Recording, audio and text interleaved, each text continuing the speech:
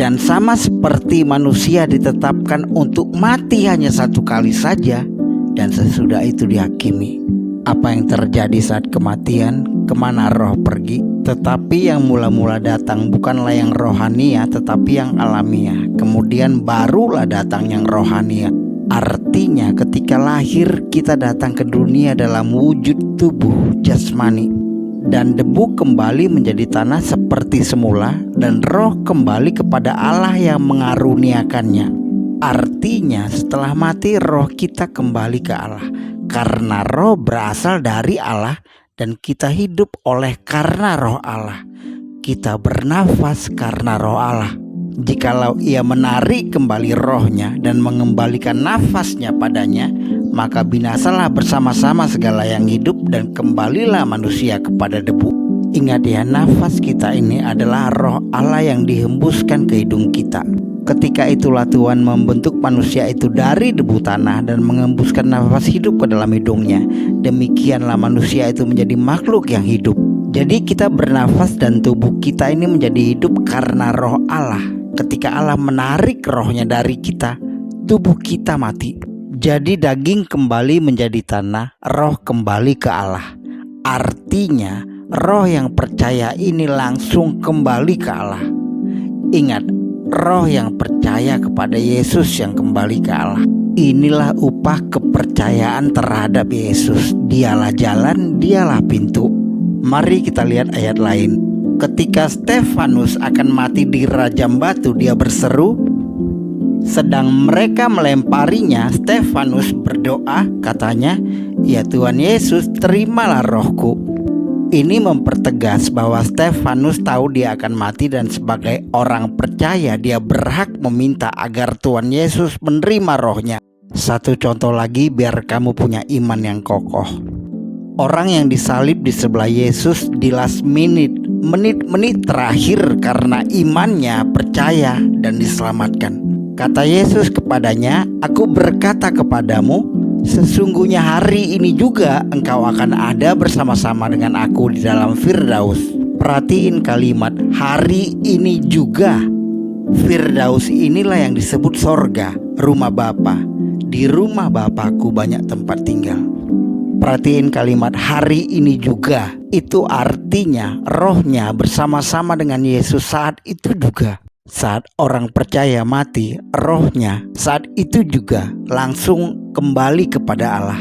Bahwa kepercayaan kepada Yesus adalah jaminan keselamatan kita menuju sorga, dituliskan Paulus dengan sempurna.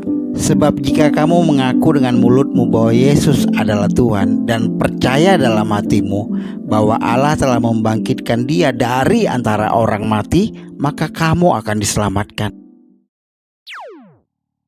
Kesimpulannya satu, ketika orang percaya mati, rohnya langsung ke sorga. Ketika orang tidak percaya mati, rohnya langsung ke Hades atau Seol.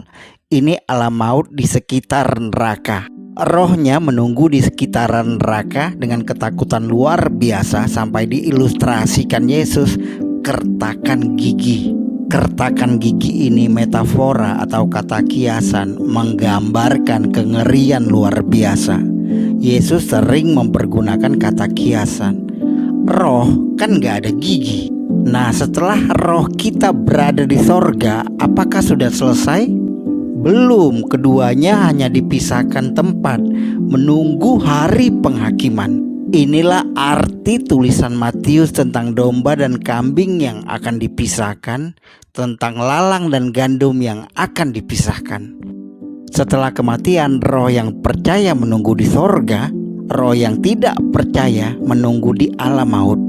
Hingga tiba waktunya, tentang akhir zaman ini sudah dinubuatkan Daniel. Ingat ya, kitab Daniel syarat mengandung nubuatan akhir zaman, khususnya Daniel 12. Dan banyak dari antara orang-orang yang telah tidur di dalam debu tanah akan bangun, sebagian untuk mendapat hidup yang kekal, sebagian untuk mengalami kehinaan dan kengerian yang kekal. Artinya, orang-orang yang sudah mati di tanah tadi semuanya akan dibangkitkan. Inilah waktunya penghakiman terakhir. Ingat, tadi roh orang mati sudah dipisahkan di sorga dan alam maut. Yang dibangkitkan adalah fisiknya yang sudah dikubur tadi. Ya Tuhan, orang-orang-Mu yang mati akan hidup pula, mayat-mayat mereka akan bangkit pula. Hai orang-orang yang sudah dikubur di dalam tanah, bangkitlah dan bersorak-sorai, sebab embun Tuhan ialah embun terang dan bumi akan melahirkan arwah kembali. Lihat kan, Yesaya juga menubuatkan kebangkitan di akhir zaman. Jadi di akhir zaman semua orang percaya dan tidak percaya akan dibangkitkan untuk menerima upah perbuatannya. Wahyu Yohanes juga jelas, perhatiin. Tetapi orang-orang penakut, orang-orang yang tidak percaya, orang-orang keji, orang-orang pembunuh, orang-orang sundal, tukang-tukang sihir, penyembah-penyembah berhala dan semua pendusta, mereka akan mendapat bagian mereka di dalam lautan yang menyala-nyala oleh api dan belerang. Inilah kematian yang kedua. Maka laut menyerahkan orang-orang mati yang ada di dalamnya, dan maut dan kerajaan maut menyerahkan orang-orang mati yang ada di dalamnya, dan mereka dihakimi masing-masing menurut perbuatannya. Lalu maut dan kerajaan maut itu dilemparkanlah ke dalam lautan api. Itulah kematian yang kedua, lautan api. Perhatikan penekanan akan kematian kedua. Artinya tubuh orang yang tidak percaya tadi akan dibangkitkan hanya untuk dilempar ke lautan api. Kematian kedua ini memberitahu kita hanya tubuhlah yang bisa mati, tubuhlah yang dilempar. Dan setiap orang yang tidak ditemukan namanya tertulis di dalam kitab kehidupan itu, ia dilemparkan ke dalam lautan api itu.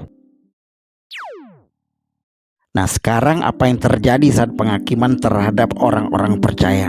Saudara-saudara, inilah yang hendak kukatakan kepadamu, yaitu bahwa daging dan darah tidak mendapat bagian dalam kerajaan Allah, dan bahwa yang binasa tidak mendapat bagian dalam apa yang tidak binasa.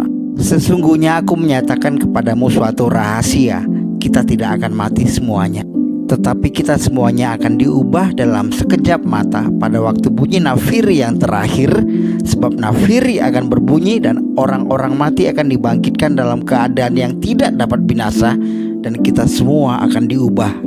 Paulus juga menuliskan orang-orang percaya yang mati akan dibangkitkan memakai tubuh yang tidak binasa. Ingat, tubuh yang tidak binasa. Artinya roh kita yang di sorga tadi akan dikembalikan untuk mendiami tubuh baru yang tidak binasa. Dan tubuh baru itu bukanlah tubuh yang berdarah. Ingat, daging dan darah tidak mendapat bagian dalam kerajaan Allah.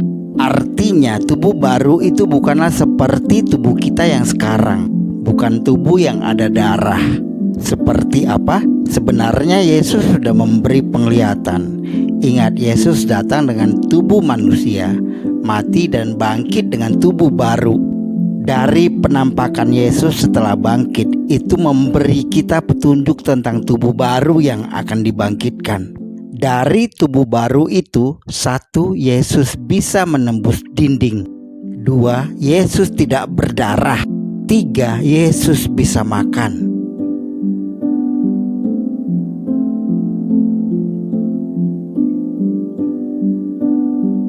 Tubuh yang Yesus pakai setelah kebangkitan adalah gambaran tubuh orang-orang percaya yang dibangkitkan.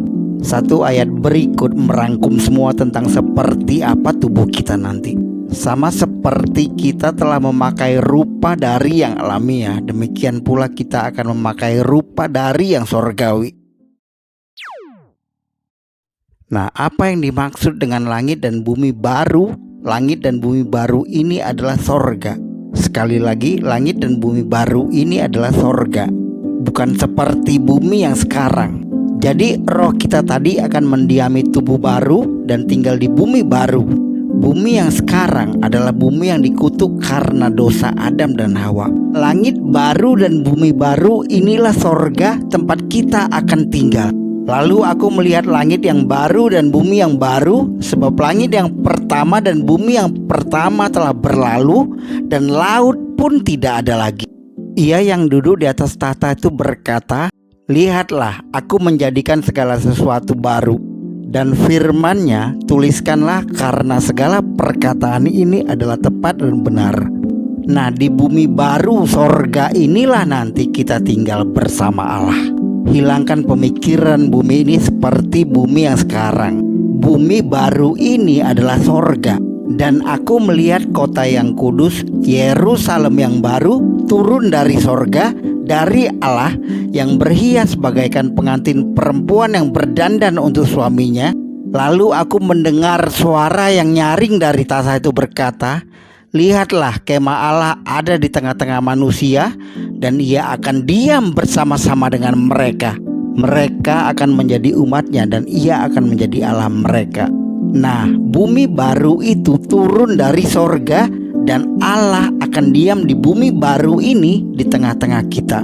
Dari semula penciptaan Adam dan Hawa, Allah sudah ingin tinggal bersama manusia.